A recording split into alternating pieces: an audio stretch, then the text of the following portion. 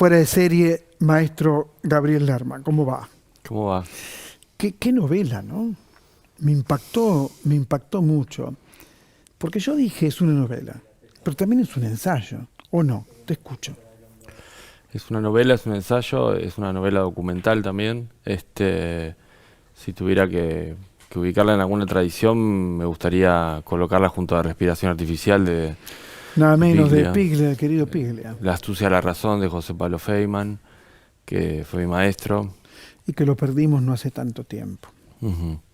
Pero más que nada por quizás la posibilidad de no romper géneros en un sentido experimental, sino por necesidad de poder decir una cantidad de cosas que no necesariamente encajan en el documento, en la novela o en el ensayo. Hay como un desborde del género. Todo comienza con este cuadro que tengo aquí, pero que nuestra productora estrella, que es Adriana, lo va a ampliar, que es San Martín Rosas Perón y esta mujer que podría ser la maja desnuda de Goya.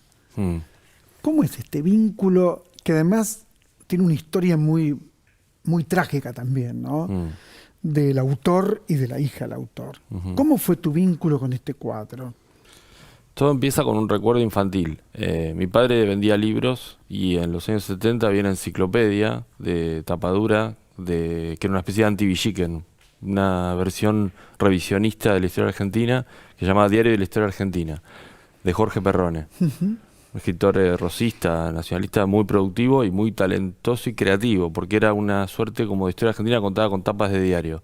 Y en la portada, grande, tabloide, estaba ese cuadro.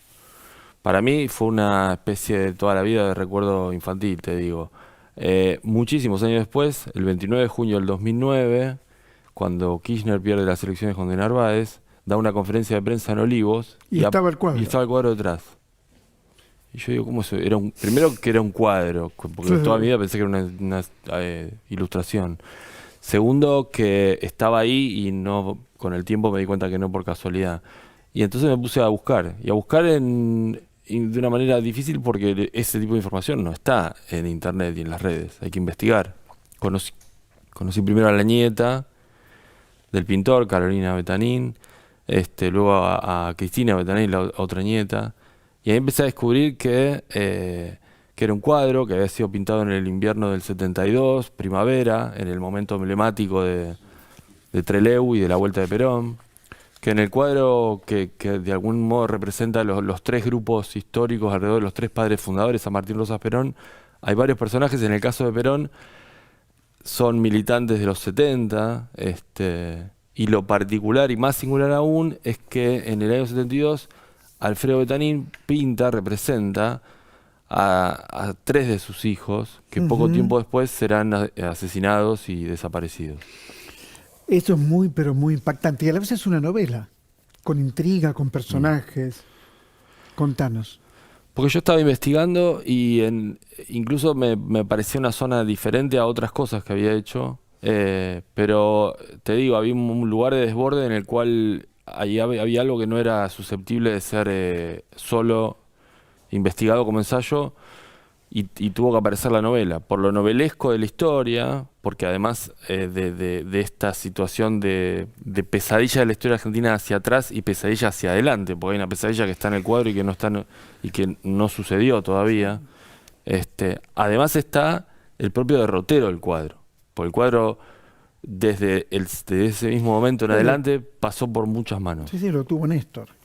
Lo tuvo Néstor y lo tuvo Cristina. Cristina fue quien lo envió al Museo del Bicentenario, donde tuvo su vida más pública el cuadro. El cuadro de manera pública se conoció entre el 2011 y el 2015.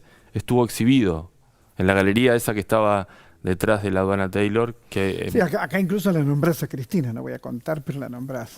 ¿No? Pensaba en tu trabajo como profesor universitario, este cruce, nombraste a José Pablo, ¿no? Que estuvo acá sentado, conversando con nosotros varias veces. Este cruce, ¿no? entre la historia, la novela, esta dificultad para encasillar el material, ¿no? ¿Esta es una propuesta o fue saliendo así?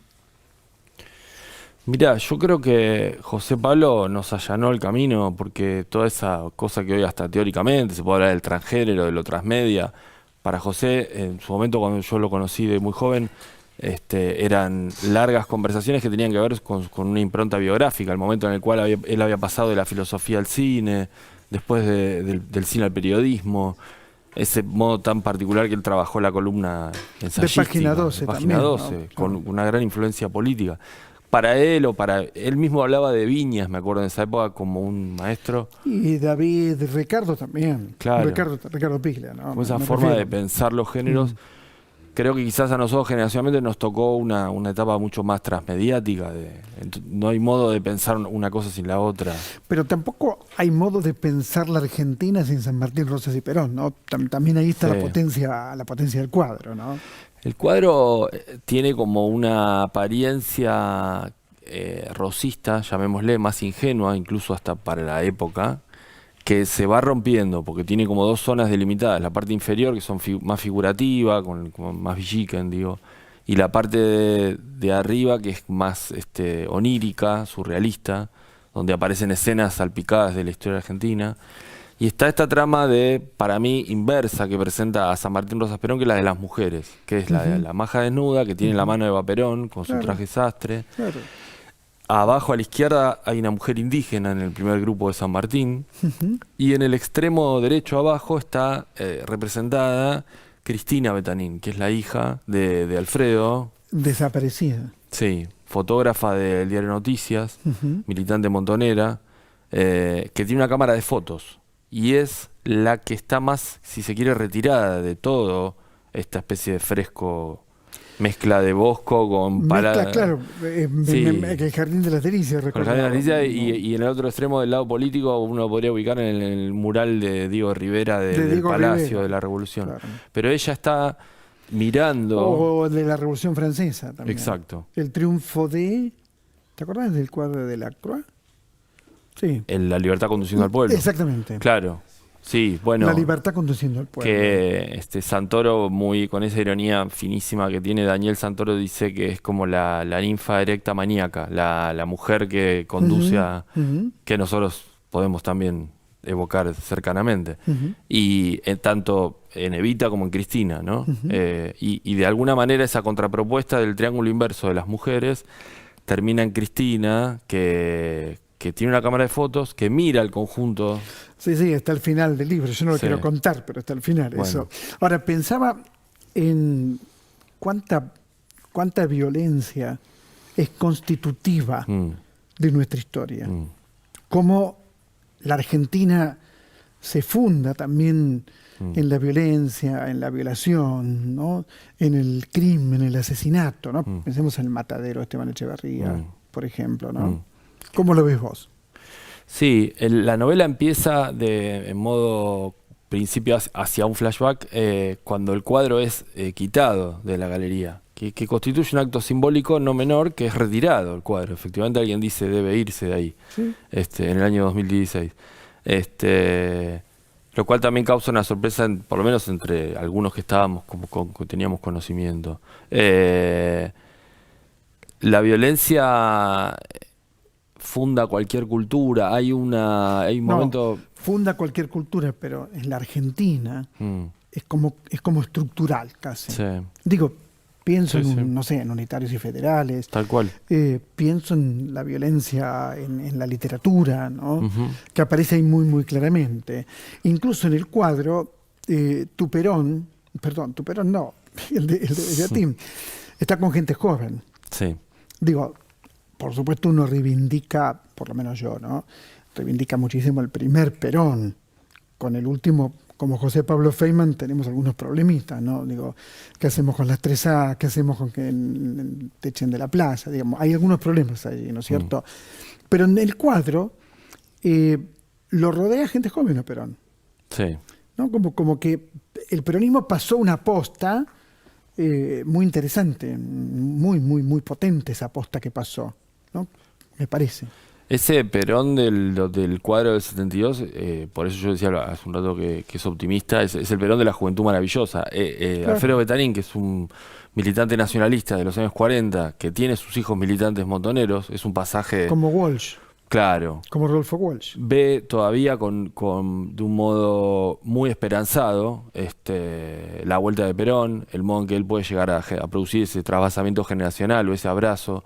Yo intento reproducir en una de las escenas en las cuales se evoca la pintura del cuadro, esas noches de peña en la cual Alfredo Betanín junto con sus hijos, con muchos personajes de la época, pinta el cuadro, donde todos de algún modo intentan opinar y colaborar. Es un momento que, aunque epifánico y intentando desmarcarnos de la tragedia inmediatamente posterior, porque me parece que también un poco la historia y el ensayo debe dejar alguna posta donde no todo sea, bueno, pero qué mal fue o qué castigos se sufrió, porque en realidad las vueltas de la historia hacen que uno mitigue el miedo, lo reelabore, se busquen nuevas estrategias, pero sí lo más importante es pensar que esa generación fue la generación quizás más revolucionaria, o al menos ¿Qué te parece? en su tiempo la que...